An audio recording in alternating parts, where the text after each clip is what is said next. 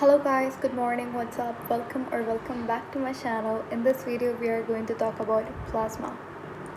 हमारे ब्लड का 55% जो पोर्शन होता है वो प्लाज्मा होता है. प्लाज्मा एक पेल येलो कलर्ड लिक्विड है, ठीक है. इसे कई बार हम लोग स्ट्रॉ कलर्ड भी कहते हैं. प्लाज्मा के अंदर अगर प्लाज्मा की कंपोजिशन की बात करें तो प्लाज्मा बना हुआ होता है 90 to 92% इसके अंदर होता है वाटर,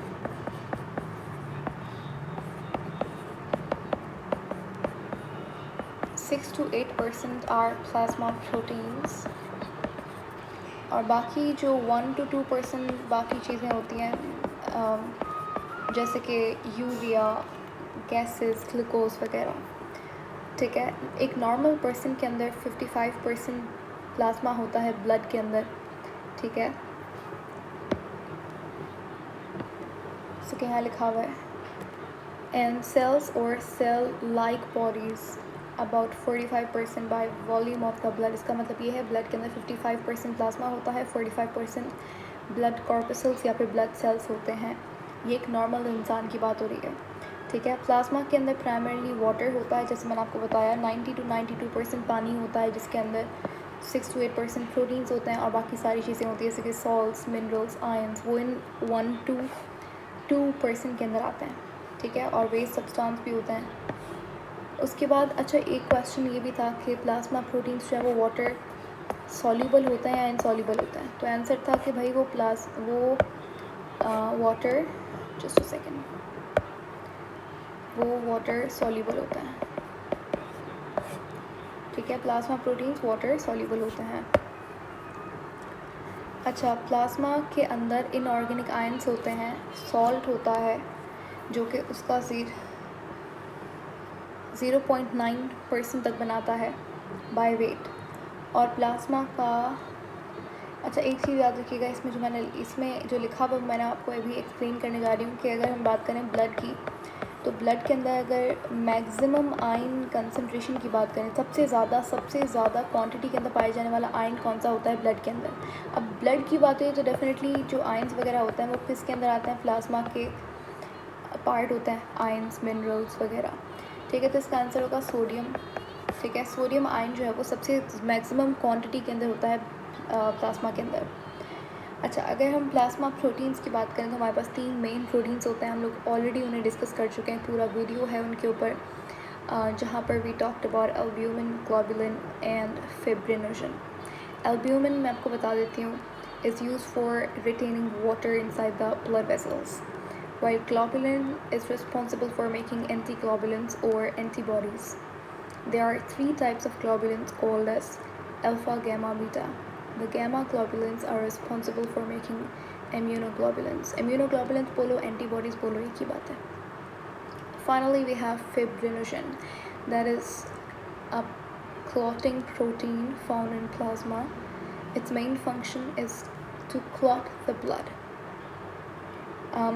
उसके बाद द प्लाज्मा प्रोटीन्स का यहाँ पे कंसनट्रेशन लिखा हुआ है 6 to 8% मैंने लिखवाया है, और यहाँ पे 79% लिखा हुआ है, तो ऑलमोस्ट एक ही बात है.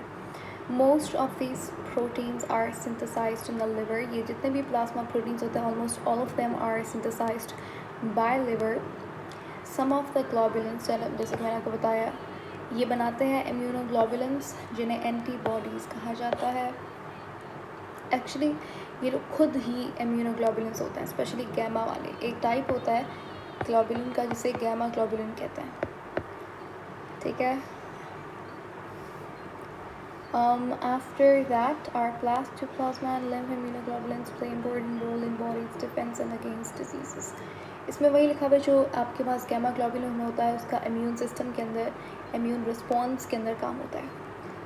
द प्रोटीन्स लाइक प्रोथ्रोम्बिन, हमारे पास कुछ क्लॉटिंग प्रोटीन्स होते हैं जैसे कि फिब्रिनोजन हो गया, जैसे कि प्रोथ्रोम्बिन हो गया. ये एज अ कैटलिस्ट काम करते हैं ब्लड क्लॉटिंग के अंदर, और fibrinogen actively takes part in the blood clotting process. आगे हम लोग बात करेंगे ब्लड क्लॉटिंग प्रोसेस के बारे में. पूरा स्टेप बाय स्टेप एक प्रोसेस होता है जिससे ब्लड क्लॉट होता है. उसके बाद हमारे पास ऑर्गेनिक न्यूट्रिएंट्स पाए जाते हैं ब्लड के अंदर, जैसे glucose, fats, phospholipids, amino acids and lactic acid. ये सारे के सारे प्लाज्मा का पार्ट होते हैं। और ये ब्लड एंटर करते हैं कहाँ से, ये इंटेस्टाइन के अंदर होता है। जब एब्जॉर्प्शन होती है तो उसके बाद जो इंटेस्टाइन का ब्लड होता है वो कहाँ जाता है, लिवर के अंदर। इस प्रोसेस को हम हेपेटिक पोर्टल सिस्टम कहते हैं। और वहाँ से फिर लिवर से कहाँ जाता है, हमारे पास ब्लड का पार्ट बन जाता है। उसके बाद जो हमारे पास मसल के अंदर लैक्टिक एसिड प्रोड्यूस होता है जब हम लोग एनाएरोबिक रेस्पिरेशन करते हैं, वो भी ब्लड का पार्ट बन जाता है, ठीक है।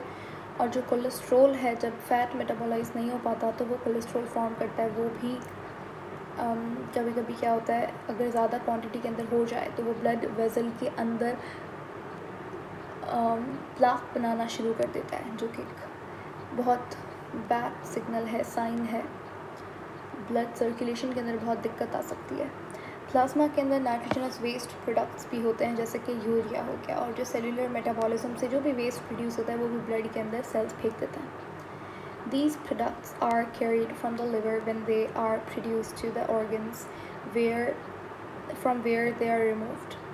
किडनी, जिसके किडनीज जो है वो रिमूव करती हैं, लेकिन इवन बेसिकली वो ब्लड का पार्ट होता है। Urea and small amounts of uric acid are present in plasma. Plasma के अंदर भी बहुत थोड़ा अमाउंट होता है यूरिया एंड यूरिक एसिड का। सारे के सारे हार्मोन्स हमारी बॉडी के अंदर ब्लड कैरी करता है, ठीक है। और वो जो हार्मोन्स होते हैं वो एक्चुअली में प्लाज्मा का पार्ट होता है। ये जो अदर्स दिखाई, इसके अंदर ही हार्मोन्स आते हैं। और जो अब गैसेस हैं, कार्बन डाइऑक्साइड और ऑक्सीजन, वो भी प्लाज्मा का पार्ट होती हैं। तो प्लाज्मा बहुत इंपॉर्टेंट है। आज हमने प्लाज्मा के बारे में बात किया। Hopefully you got the point. Good luck, see you later in next video. Until then take good care of yourself. Bye bye.